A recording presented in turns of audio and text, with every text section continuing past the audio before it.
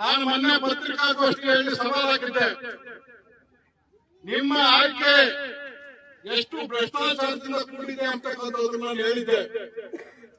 ಬನ್ನಿ ಬಹಿರಂಗ ಚರ್ಚೆಗೆ, ಏನೇನು ಅವ್ಯವಹಾರ ಆಗಿದೆ ಅಂತಕ್ಕಂಥದ್ದು ನಾನು ಡಾಕ್ಯುಮೆಂಟ್ ಸಮೇತ ತರ್ತೀನಿ. ನೀವು ನೆಟ್ಟಗಿದ್ರೆ, ಬಡವರ ಪರವಾಗಿ ಇದ್ರೆ ನೀವು ಬನ್ನಿ ಅಂತ ಹೇಳಿದ್ವಿ. ಇವತ್ತುವರೆಗೂ ನಮ್ಮ ಸವಾಲು ಸ್ವೀಕಾರ ಮಾಡಿ ಯಾರು ಬರ್ಲಿಕ್ಕಾಗಿಲ್ಲ.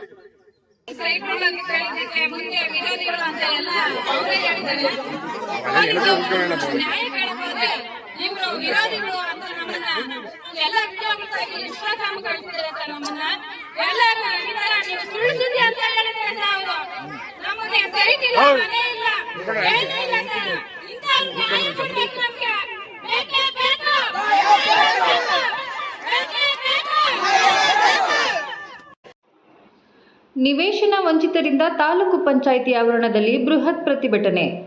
ಪಟ್ಟಣದ ತಾಲೂಕು ಪಂಚಾಯಿತಿ ಭವನದ ಎದುರು ಮಂಗಳವಾರ ಅರ್ಹರಿಗೆ ನಿವೇಶನಗಳನ್ನು ನೀಡಬೇಕು, ತಾಲೂಕಿನಲ್ಲಿ ನಡೆದ ವಿಶೇಷ ಗ್ರಾಮ ಸಭೆಗಳಲ್ಲಿ ಅಮಾಯಕರ ಮೇಲೆ ಪೊಲೀಸರು ದಾಖಲಿಸಿರುವ ಸುಳ್ಳು ಕೇಸುಗಳನ್ನು ಹಿಂಪಡೆಯುವಂತೆ ಸಿಐಟಿಯು ಸಾರ್ವಜನಿಕರು ಹಾಗೂ ನಿವೇಶನ ವಂಚಿತರು ಬೃಹತ್ ಪ್ರತಿಭಟನೆಯನ್ನ ನಡೆಸಿದರು. ಸಿಐಟಿಯು ಜಿಲ್ಲಾ ಪ್ರಧಾನ ಕಾರ್ಯದರ್ಶಿ ಸಿದ್ದಗಂಗಪ್ಪ ಮಾತನಾಡಿ, ತಾಲೂಕಿನಲ್ಲಿ ಆಡಳಿತ ವ್ಯವಸ್ಥೆ ಸಂಪೂರ್ಣವಾಗಿ ಕುಸಿದಿದೆ. ಶಾಸಕರ ಮಾತೆ ಅಧಿಕಾರಿಗಳಿಗೆ ವೇದವಾಕ್ಯವಾಗಿದೆ. ಬಡವರಿಗೆ ರಕ್ಷಣೆ ನೀಡಿ ಕಾನೂನು ರಕ್ಷಣೆ ಮಾಡಬೇಕಾದ ಪೊಲೀಸರು ಜನಪ್ರತಿನಿಧಿಗಳ ಮಾತನ್ನ ಕೇಳಿಕೊಂಡು ಅಮಾಯಕರ ವಿರುದ್ಧ ತುಂಬಾ ಕಠಿಣವಾಗಿ ನಡೆದುಕೊಳ್ಳುತ್ತಿರುವುದು ಸರಿಯಲ್ಲ. ಚಿಕ್ಕಕುರುಗೋಡು ಗ್ರಾಮ ಪಂಚಾಯಿತಿಯ ವಿಶೇಷ ಗ್ರಾಮ ಸಭೆಯಲ್ಲಿ ಅರ್ಹರಿಗೆ ನಿವೇಶನಗಳನ್ನು ನೀಡಿ ಎಂದು ನ್ಯಾಯ ಕೇಳಿದ 11 ಜನ ಬಡವರ ಮೇಲೆ ಗಂಭೀರವಾದಂತಹ ದಾವೆಗಳನ್ನು ಹೂಡಲಾಗಿದೆ. ಈ ಕೇಸ್ಗಳನ್ನು ತಕ್ಷಣವೇ ಹಿಂಪಡೆಯಬೇಕು. ಪೊಲೀಸರ ವರ್ತನೆ ಇದೇ ರೀತಿ ಮುಂದುವರೆದರೆ ತಾಲೂಕಿನ ಜನ ರೊಚ್ಚಿಗೇಳುವರು. ಕಾನೂನು ಸುವ್ಯವಸ್ಥೆ ಹದಗೆಡದೆ ಪರಿಸ್ಥಿತಿ ನಿರ್ಮಾಣವಾಗುತ್ತದೆ ಎಂದು ಆಕ್ರೋಶವನ್ನು ವ್ಯಕ್ತಪಡಿಸಿದರು. ಮತ್ತೊಮ್ಮೆ ಪಂಚಾಯತ್ ರಾಜ್ ಸುತ್ತೋಲೆ ಪ್ರಕಾರ ನಿವೇಶನ ರಹಿತರ ಪಟ್ಟಿಯನ್ನು ಮಾಡಬೇಕು. ಇದಕ್ಕೆ ಸ್ಪಂದನೆ ನೀಡದೆ ಹೋದರೆ ಮುಂದಿನ ದಿನಗಳಲ್ಲಿ ಉಗ್ರ ಹೋರಾಟ ಮಾಡಲಾಗುತ್ತದೆ ಎಂದು ಎಚ್ಚರಿಕೆಯನ್ನು ನೀಡಿದರು. ಈ ಪ್ರತಿಭಟನೆಯಲ್ಲಿ ತಾರನಾಥ್ ಹಾಗೂ ಬಾಬುರೆಡ್ಡಿ, ನಾಗರಾಜ್, ರವಿಕುಮಾರ್ ಸೇರಿದಂತೆ ಸಿಐಟಿಯು ಸಂಘಟನೆಯ ಪದಾಧಿಕಾರಿಗಳು, ಮುಖಂಡರು, ನಿವೇಶನ ರಹಿತರು, ನಿವೇಶನ ವಂಚಿತರು ಅಪಾರ ಸಂಖ್ಯೆಯಲ್ಲಿ ಪಾಲ್ಗೊಂಡಿದ್ದರು. ಇಷ್ಟು ವರ್ಷಗಳಿಂದಲೂ ಯಾವತ್ತು ಗ್ರಾಮ ಸಭೆಗಳು ಮಾಡಬೇಕಾಗಿದ್ರೆ ಯಾವುದೇ ಪೊಲೀಸ್ ಕರ್ಕೊಂಡು ಮಾಡಿರತಕ್ಕಂಥ ಚರಿತ್ರೆ ಇಲ್ಲ. ಗೌರಿಬಿದನೂರಿನ ಜನತೆ ಭಾರಿ ಶಾಂತಿ ಪ್ರಿಯರು, ಶಾಂತಿಗೆ ಸಂಕೇತವಾಗಿರ್ತಕ್ಕಂಥವ್ರು. ಬೇಕಾಗಿರೋ ಚಿಕಿತ್ಸಿದ್ದೀರ. ಚಿಕ್ಕೂರುಗೋಡಿನಲ್ಲಿ ಮಾಡಿದ್ದೆ ನೀವು 11 ಜನ ಅಮಾಯಕರು ಏನ್ ಮಾಡಿದ್ರು? ಅವರು ಕಲ್ಲಾಕಿದ್ರ ಅಥವಾ ಅಡ್ಡಪಡಿಸಿದ್ರ? ಏಕಾಏಕಿ ಹೋಗಿ ಅವ್ರು ಹೋಗಿ ಅಲ್ಲ ಸಾರ್, ಇದು ನಮಗೆ ಹಿಂಗಿದೆ, ನಿಜವಾದ ಬಡವರಲ್ಲ, ಕೇವಲ ಇರ್ತಕ್ಕಂಥವ್ರು ಕೊಟ್ಟಿದ್ದೀರ ಅಂತ ಪ್ರಶ್ನೆ ಮಾಡಕ್ ಹೋಗಿದ್ದಕ್ಕೆ ಎಂತ ಗಂಭೀರವಾಗಿರ್ತಕ್ಕಂಥ ಕೇಸ್ ರಿಜಿಸ್ಟರ್ ಮಾಡಿದ್ದೀರಾ? ಇದನ್ನ ನಾವು ಒಪ್ಬೇಕಾ? ಅಲ್ಲಿನ ಪಿಡಿಒ ಅಧಿಕಾರಿಯಿಂದ ಕಂಪ್ಲೇಂಟ್ ಕೊಡಿಸಿ ಅದಕ್ಕೆ ಯಾವ್ಯಾವ ವಸ್ತುಗಳನ್ನು ಹಾಕಿ ಇವತ್ತು ಕಂಪ್ಲೇಂಟ್ ಕೊಡಿಸಿ ಇವತ್ತು ಕೇಸ್ ರಿಜಿಸ್ಟರ್ ಮಾಡಿಸಿದ್ದೀರಾ?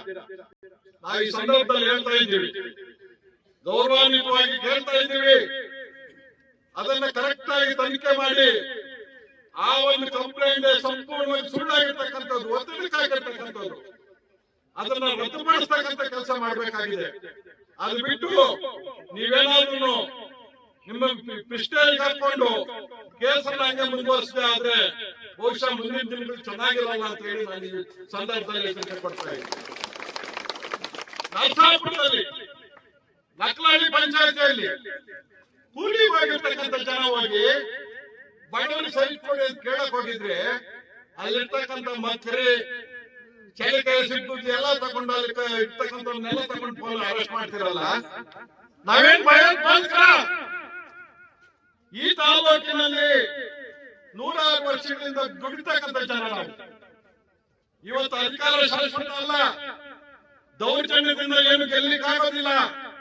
ಬದಲಾಗಿ ನಿಜವಾಗಿರ್ತಕ್ಕಂಥ ಬಡವರಿಗೆ ನ್ಯಾಯ ಕೊಟ್ಟರೆ ಮಾತ್ರ ಎಲ್ಲರೂ ಸುಭಿಕ್ಷವಾಗಿರ್ಬೋದು. ಅದಕ್ಕೆ ನಾವು ಹೇಳ್ತಾ ಇದ್ದೀವಿ, ಕೂಡಲೇ ಈಗೇನು ಮಾಡಿರ್ತಕ್ಕಂಥದ್ದಿದೆ ಅದು ಹಸಿಂದು, ಅದನ್ನ ರದ್ದು ಮಾಡಬೇಕು. ಮತ್ತೆ ಜಿಲ್ಲಾ ಪಂಚಾಯತಿಂದ ಒಂದು ತನಿಖಾ ಆಯೋಗವನ್ನು ರಚನೆ ಮಾಡಬೇಕು. ಅದಕ್ಕೆ ಬೇಕಾಗಿರ್ತಕ್ಕಂಥ ಎಲ್ಲಾ ಡಾಕ್ಯುಮೆಂಟ್ ನಾವು ಕೊಡ್ತಾ ಇದ್ದೀವಿ. ಮಾಡಿ ತನಿಖೆ ಮಾಡಿ ನಿಜವಾಗಿರ್ತಕ್ಕಂಥ ಫಲಾನುಭವಿಗಳು ಆಯ್ಕೆ ಆಗೋ ರೀತಿಯಲ್ಲಿ ಆಗ್ಬೇಕು. ಮತ್ತೆ ಇವತ್ತು ನಾನು ಹೇಳ್ತಾ ಇದ್ದೀನಿ, ಶಾಸಕರು ಆದ್ಯ ಸಮಿತಿ ಅಧ್ಯಕ್ಷರಲ್ಲ. ನಮ್ಮ ಆಡಳಿತ ವ್ಯವಸ್ಥೆಯಲ್ಲಿ ಕೆಲವು ನಿಯಮಗಳಿದೆ. ಎಲೆಕ್ಟೆಡ್ ಲೋಕಲ್ ಬಾಡಿಗಳಿದ್ರೆ ವಾರ್ಡ್ ಸಭೆಗಳು ಮಾಡಿ ನಿಜವಾಗಿರ್ತಕ್ಕಂಥ ಬಡವರಿಗೆ ಇವತ್ತು ಅಲ್ಲಿ ಸಭೆಗಳು ಮಾಡಿ ಯಾರು ತೀರಾ ಬಡವರಿದ್ದಾರ ಆದ್ಯತೆಯ ಮೇರೆಗೆ ನಾವು ಸೈಟ್ಗಳನ್ನು ಕೊಡಬೇಕಾಗಿರ್ತಕ್ಕಂಥದ್ದು. ನಮ್ಮ ಶಾಸಕರು ಹೇಳ್ತಾ ಇದ್ರು, ಈಗಲೂ ಇದೆ, ಬಡವರು ಯಾರನ್ನ ಇರ್ಲಿ ನಮ್ಮ ಪಿಎಗೆ ಅರ್ಜಿ ಕೊಟ್ಬಿಡ್ರಿ, ನಾನ್ ನಿಮ್ಗೆಲ್ರಿಗೂ ಬಡವರಿಗೆಲ್ಲ ಸೈಟ್ ಕೊಡ್ತೀವಿ ಅಂತ ನಾವು ಪ್ರಶ್ನೆ ಮಾಡ್ತಾ ಇದ್ವಿ. ಸ್ವಾಮಿ, ಏನ್ ನಿಮ್ ಸ್ವಂತ ಜಮೀನು ಇದ್ರೆ ಕೊಡ್ಬೋದು, ತೊಂದರೆ ಇಲ್ಲ. ಸರ್ಕಾರಿ ನಿಯಮದ ಪ್ರಕಾರ ಕೊಡ್ಬೇಕಾಗಿದೆ, ಕೆಲವು ನಿಯಮಾವಳಿಗಳಿದೆ, ಅಲ್ಲಿ ಬಿಟ್ಟು ನಿಯಮ ಕೊಡಕ್ಕಾಗೋದಿಲ್ಲ. ಶಾಸಕರು ಆಶ್ರಯ ಸಮಿತಿ ಇದೆ, ಆಶ್ರಯ ಸಮಿತಿ ಅಧ್ಯಕ್ಷರಾಗಿರ್ತಾರೆ. ನೀವು ಮಾಡ್ಬೇಕಾಗಿದ್ದೇನಪ್ಪ ಅಂತ ಹೇಳಿದ್ರೆ, ರೆವಿನ್ಯೂ ಡಿಪಾರ್ಟ್ಮೆಂಟ್ ಇಂದ ರಿಲೀಸ್ ಮಾಡಿರ್ತಕ್ಕಂಥ ಜಮೀನು ಆದ್ಮೇಲೆ ರಾಜೀವ್ ಗಾಂಧಿ ಕಾರ್ಪೊರೇಷನ್ ಏನಿದೆ, ಹೌಸಿಂಗ್ ಕಾರ್ಪೊರೇಷನ್ ಏನಿದೆ, ಅಲ್ಲಿ ಪತ್ರ ಬರೆದು ಇಂಥ ಜಾಗ ಇಷ್ಟು ಎಕರೆ ಇದೆ, ಅದನ್ನ ಡೆವಲಪ್ಮೆಂಟ್ ಮಾಡ್ಲಿಕ್ಕೆ ಹಣ ಕೊಡಿ ಅಂತ ಕೇಳಿ ಹಣ ಇಸ್ಕೊಂಡು ಸೈಟ್ಗಳನ್ನು ಫಾರ್ಮೇಶನ್ ಮಾಡಿ ಡೆವಲಪ್ಮೆಂಟ್ ಮಾಡಿ ನಂಬರಿಂಗ್ ಕೊಟ್ಟು ಇವೆಲ್ಲ ಕೊಟ್ಟಾದ ಮೇಲೆ ಹಂಚಬೇಕು. ಅಷ್ಟೊತ್ತಿಗೆ ಬಹುಶಃ ಪಂಚಾಯತ್ ಚುನಾವಣೆ ಬಂದು ಹೊಸ ಬಾಡಿಗೆ ಬರ್ತಾ ಇತ್ತು. ಆವಾಗ ನೀವು ಹೋಗಿ ಹಂಚಕ್ಕೆ ತೊಂದರೆ ಇಲ್ಲ ಅಂತ ಅದು ಬಿಟ್ಟು ಕೊಡ್ಬೇಕಾಗಿದೆ. 10 ಕಿಲೋಮೀಟರ್ ದೂರ ಇರ್ತಕ್ಕಂಥ ಅವ್ರು ಇರ್ತಕ್ಕಂಥ ಅರ್ಧ ಎಕರೆ 1 ಎಕರೆ ಜಮೀನನ್ನು ಊರಲ್ಲಿ ಬಿಟ್ಟು 10 ಎಕರೆ ದೂರ 10 ಕಿಲೋಮೀಟರ್ ದೂರದಲ್ಲಿ ಇರ್ತಕ್ಕಂಥ ಊರಲ್ಲಿ ವಾಸ ಮಾಡ್ಕೊಂಡು ವ್ಯವಸಾಯ ಮಾಡ್ಬೇಕಾಗುತ್ತಾ? ಕನಿಷ್ಠಕ್ಕೆ ಅವೈಜ್ಞಾನಿಕವಾಗಿರ್ತಕ್ಕಂಥದ್ದು ಅಂತ ಅರ್ಥ ಆಗಿಲ್ವಾ? ಅದೇ ರೀತಿಯಲ್ಲಿ ಎಲ್ಲಾ ಪಂಚಾಯತ್ಗಳು ಹಂಗೆ ಆಗಿದೆ. ಸಂಗಾನಹಳ್ಳಿ ಪಂಚಾಯತಿಯಲ್ಲಿ ಹಂಗೆ ಆಗಿದೆ, ವಾರ್ಡ್ ಪಂಚಾಯತಿಯಲ್ಲಿ ಹಂಗೆ ಆಗಿದೆ, ಎಲ್ಲ ಗೆದ್ರೆಯಲ್ಲಿ ಹಂಗೆ ಆಗಿದೆ. ಕೇಳೋದಕ್ಕೆ ಹೋದ್ರೆ ಜನ ಪೊಲೀಸ್ನವರಿಂದ ಬಾಯಿ ಮುಚ್ಚಿಸ್ತಕ್ಕಂಥ ಕೆಲಸ ಮಾಡ್ತಾರೆ. ನಿಮ್ ನಾಚಿಕೆ ಆಗ್ಬೇಕು. ಯಾಕಂತ ಜನರಿಗೆ ಇವತ್ತು ನೀವು ಜನರ ಸಮಸ್ಯೆಯನ್ನ ಕೇಳೋದು ಬಿಟ್ಟು ಜನರನ್ನು ಬಾಯಿ ಮುಚ್ಚಿಸ್ತಕ್ಕಂಥ ಕೆಲಸ ಇದೆ. ಇದನ್ನು ಯಾರು ಒಪ್ಲಿಕ್ಕೆ ಆಗೋದಿಲ್ಲ. ಕಾಟಿನಲ್ಲಿ ಇರ್ತಕ್ಕಂಥ ಜಮೀನು ಸುಮಾರು ವರ್ಷಗಳಿಂದ ಉಳುಮೆ ಮಾಡ್ತಾ ಇದ್ದಾರೆ, ಅದು ನಾವು ಗುರುತು ಮಾಡಿದ್ದೇವೆ ಅಂತ ಹೇಳ್ತಾ ಇದ್ದಾರಲ್ಲ, ಅಲ್ಲಿರ್ತಕ್ಕಂಥ ಪರಿಶಿಷ್ಟ ಜಾತಿ ಜನ ಎಲ್ಲೋಗ್ಬೇಕು, ಅಲ್ಲಿರ್ತಕ್ಕಂಥ ದಲಿತರು ಏನಾಗಬೇಕು? ನಿಯಮ ಏನೇನು ಹೇಳುತ್ತೆ? ಯಾವುದೇ ಜಮೀನಿಗೆ ಫಾರ್ಮ್ ನಂಬರ್ 50, 53, 57 ಹಾಕಿದ್ರೆ ಅದನ್ನ ವಿಲೇವಾರಿ ಮಾಡಿ ಅದನ್ನ ಅವಶ್ಯಕತೆಗೆ ಅನುಗುಣವಾಗಿ ಆ ತೀರಾ ಬಡವರಿದ್ರೆ ಅವ್ರ ಜಾಗ ಕೊಟ್ಟರು, ಉಳಿದಿದ್ರೆ ನೀವು ಸೈಟ್ ಮಾಡ್ಬೇಕಾಗಿತ್ತು. ಅದೇನನ್ನು ಮಾಡಿದ್ದೀರಾ? ಎಲ್ಲೂ ಮಾಡಿಲ್ಲ. ಏಕೆ ಒಕ್ಕಲ ಪುಸ್ತಕಂತದ್ದು ಕೊಡ್ತಕ್ಕಂಥದ್ದು ದೌರ್ಜನ್ಯ. ದೌರ್ಜನ್ಯಕ್ಕೆ ಯಾರು ಅಂದಿರೋದಿಲ್ಲ. ಗೌರಿಬಿದನೂರಿನ ಜನತೆ ನಾವೇನಾದ್ರೂ ಇದ್ರೆ ನ್ಯಾಯಕ್ಕಾಗಿ ಬೆಲೆ ಕೊಡ್ತಕ್ಕಂಥ ಜನ. ಆದ್ರಿಂದ ಈಗ ನಾವು ಇವತ್ತು ಆಫೀಸನ್ನ ಮುತ್ತಿಗೆ ಮಾಡ್ತಾ ಇರ್ತಕ್ಕಂಥ ಸಂದರ್ಭದಲ್ಲಿ ಜಿಲ್ಲಾ ಪಂಚಾಯತ್ನ ಸಿಇಒ ಅವರು ಬರಬೇಕು. ಇದನ್ನು ಸಮಗ್ರವಾಗಿರ್ತಕ್ಕಂಥ ತನಿಖೆಯನ್ನ ಮಾಡಬೇಕು. ತನಿಖೆ ಮಾಡಿದ್ರೆ ಅದಕ್ಕೆ ಬೇಕಾಗಿರ್ತಕ್ಕಂಥ ಎಲ್ಲಾ ಡಾಕ್ಯುಮೆಂಟ್ ನಾವು ಕೊಡ್ಲಿಕ್ಕೆ ರೆಡಿ ಇದ್ದೀವಿ. ಈ ಪಟ್ಟಿಯನ್ನು ರದ್ದು ಮಾಡಬೇಕು. ಪಂಚಾಯತ್ ರಾಜ್ ಸುತ್ತೋಲೆ ಏನಿದೆಯೋ ಆ ಸುತ್ತೋಲೆ ಪ್ರಕಾರವಾಗಿ ಇವತ್ತು ನಿವೇಶನ ರಹಿತ ಬಡವರಿಗೆ ಇವತ್ತು ನಿವೇಶನಗಳನ್ನು ಹಂಚತಕ್ಕಂಥ ಕಾರ್ಯಕ್ರಮ ಆಗಬೇಕು ಅಂತ ಹೇಳಿ ಇವತ್ತು ಮೊದಲನೇ ಬಾರಿಗೆ ನಾವು ಹೋರಾಟ ಮಾಡ್ತಾ ಇದ್ವಿ. ಇದೇನನ್ನ ಆಗಿಲ್ಲ ಅಂತ ಹೇಳಿದ್ರೆ, ಇವತ್ತು ಸ್ಪಂದಿಸಿಲ್ಲ ಅಂತ ಹೇಳಿದ್ರೆ ಮುಂದಿನ ಹೋರಾಟ ಇನ್ನೂ ತೀವ್ರವಾಗಿರುತ್ತೆ ಅಂತಕ್ಕಂಥ ಎಚ್ಚರಿಕೆಯನ್ನು ಜಿಲ್ಲಾ ಪಂಚಾಯತ್ ಮತ್ತು ಸರ್ಕಾರಕ್ಕೆ ಕೊಡ್ತಾ ಇದ್ದೀವಿ. ಆದ್ರಿಂದ ಎಚ್ಚೆತ್ತುಕೊಳ್ಬೇಕು. ಈ ಬಡವರ ಪರವಾಗಿರ್ತಕ್ಕಂಥ ಧ್ವನಿಯನ್ನ ಅಡಗಿಸ್ತೀವಿ ಅಂತ ಹೇಳಿದ್ರೆ ನಿಮ್ಗೆ ಯಾವುದೇ ಕಾರಣದಿಂದ ಆಗಿಲ್ಲ. ಯಾಕಂದ್ರೆ ಗೌರಿಬಿದನೂರಿಗೆ ಒಂದು ಚರಿತ್ರೆ ಇದೆ. ಸ್ವತಂತ್ರ ಹೋರಾಟದಲ್ಲಿ 11 ಜನನ ಪ್ರಾಣವನ್ನ ಕೊಟ್ಟು ಸ್ವತಂತ್ರ ಪಡ್ಕೊಂಡಿರ್ತಕ್ಕಂಥ ಚರಿತ್ರೆ ಗೌರಿಬಿದನೂರಿಗೆ ಇರ್ತಕ್ಕಂಥದ್ದು.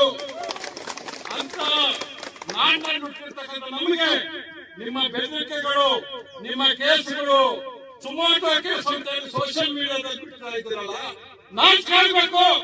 ನೀವು ಹೇಳ್ತಾನಕ್ಕೆ ಏನಾದ್ರೂ ಇದ್ರೆ ತಕ್ಕ ಹೇಳಿದ್ದೀನಿ. ಬನ್ನಿ ಸಮಾಧಾನ, ಬನ್ನಿ, ನಿಮಗೆ ನೀವು ನ್ಯಾಯವಾಗಿದ್ರೆ ಬನ್ನಿ, ಚರ್ಚೆಗೆ ಬರೋಣ ಅಂತ ಹೇಳ್ತೀವಿ. ಆ ರೀತಿ ಚರ್ಚೆಗೆ ಬಂದ್ರಿ.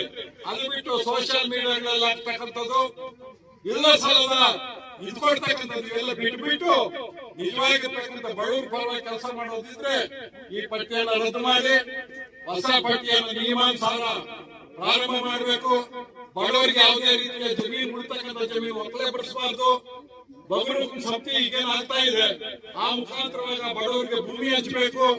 ಮಿಕ್ಕಿರ್ತಕ್ಕಂಥ ಊರಿನಲ್ಲಿರ್ತಕ್ಕಂಥ ಕೆಲವು ಪ್ರಭಾವಿಗಳು ಉಳುಮೆ ಮಾಡ್ಕೊಂಡು ಒತ್ತುವರಿ ಮಾಡ್ಕೊಂಡಿರ್ತಾರೆ ಆ ಸರ್ಕಾರಿ ಜಾಗವನ್ನು ಅಂತ ತೆರವು ಮಾಡಿ ಅವ್ರ ಬೇಕಾಗಿದ್ರೆ ಆ ಸೈಟ್ಗಳನ್ನ ಮಾಡಿ ಬಡವರು ಕೊಡಿ, ಆ ಮುಖಾಂತರವಾಗಿ ಆಗ್ಬೇಕು ಅಂತ ಹೇಳಿ ಇವತ್ತು ನಾವು ಈ ಮುದ್ದೆ ಕಾರ್ಯಕ್ರಮವನ್ನು ಆಗ್ತಾ ಇದ್ದೀವಿ.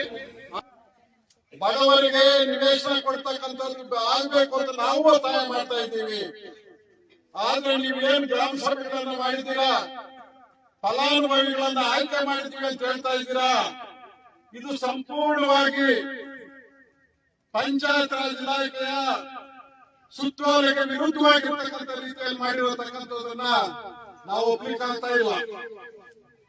ಯಾಕಂತ ಹೇಳಿದ್ರೆ ನಾನು ಮೊದಲೇ ಹೇಳಿದೆ 31ನೇ ತಾರೀಕಿನವರೆಗೂ ಟೈಮ್ ಇದೆ. ಮೊದಲೇ ನೀವು ಸಂತೋಷಿಸ್ತಾ ಇದ್ದೀರಾ ಅಂತ ಹೇಳಿದ್ರೆ ಅರ್ಥ ಏನು ಅಂತ, ಯಾರನ್ನ ಮೆಚ್ಚಿಸಲಿಕ್ಕಾಗಿ ಜನರ ಮುಂದೆ ಹೋಗಿ ಇವತ್ತು ಸೈಟ್ ಕಳಿಸ್ತೀವಿ ಅಂತಕ್ಕಂಥ ನಾಟಕ ಆಡ್ತಾ ಇದ್ದೀರಾ. ತಾಲೂಕು ಆಡಳಿತ ಏನಿದೆ, ನಿಮಗೆ ಒಂದ್ ಸ್ವಲ್ಪ ಜ್ಞಾನ ಬೇಕಾಗಿದೆ.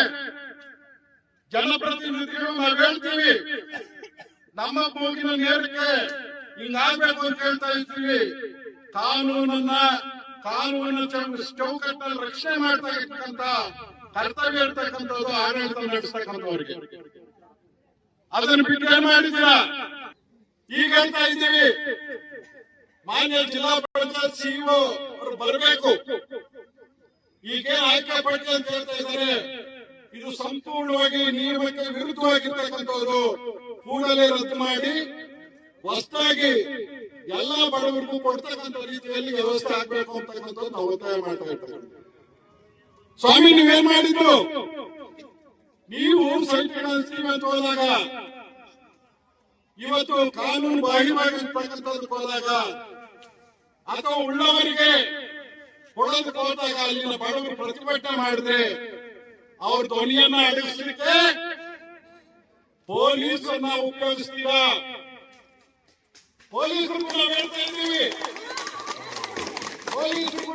ಇದ್ದೀವಿ, ನೀವು ಕಾನೂನನ್ನ ರಕ್ಷಣೆ ಮಾಡಬೇಕಾಗಿರ್ತಕ್ಕಂಥವ್ರು, ಬಡವರ ಧ್ವನಿಯಾಗಬೇಕಾಗಿರ್ತಕ್ಕಂಥವ್ರು ಬಿಟ್ಟು ಯಾರೋ ಒಬ್ಬ ಜನಪ್ರತಿನಿಧಿ ಅಥವಾ ಒಬ್ಬ ಅಧಿಕಾರಿ ಹೇಳಿದ್ರು ಅಂತ ಹೇಳ್ಬಿಟ್ಟು ಇಲ್ಲ ಸಲ್ಲದ ಕೇಸ್ಗಳನ್ನ ಹಾಕಿದ್ರೆ ಬಹುಶಃ ಕಾನೂನು ಸುವ್ಯವಸ್ಥೆ ಅಚ್ಚುಕಟ್ಟಾಗಿದೆಯಲ್ಲ ಗೌರಿಬಿದನೂರು ಇತಿಹಾಸದಲ್ಲಿ, ಅದು ಕೆಡ್ತಕ್ಕಂಥ ಸಾಧ್ಯತೆ ಇದೆ. ಜನ ರುಚಿಕೊಳ್ತಾರೆ. ಪೊಲೀಸಿಂದ ನೀವು ಬಾಯಿ ಮುಚ್ಚಕ್ಕಾಗಲ್ಲ. ಪೊಲೀಸಿನ ಬಂದೂಕಿಂದ ಜನರು ಬಾಯಿ ಮುಚ್ಚಿಸಬಹುದು. ನಾಳೆ ಚುನಾವಣೆಯಲ್ಲಿ ಪೊಲೀಸ್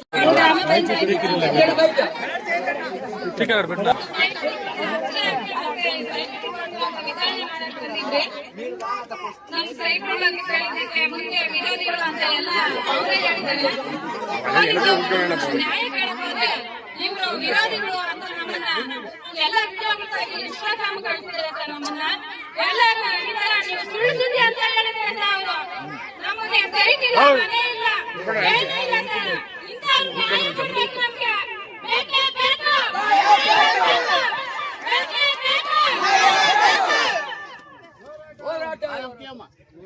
ಶಾಸಕರು ಮೊನ್ನೆ ಗ್ರಾಮ ಪಂಚಾಯತಿಗಳಿಗೆ ಬಂದಾಗ ಹೇಳ್ತಾ ಇದ್ರು, ನಿಷ್ಪಕ್ಷಪಾತವಾಗಿ ಯಾವುದೇ ಬಡವರಿಗೆ ತೊಂದರೆ ಆಗದೆ ನಿವೇಶನಗಳನ್ನ ಹಂಚ್ತೀನಿ ಅಂತ ಹೇಳ್ಬೋದು.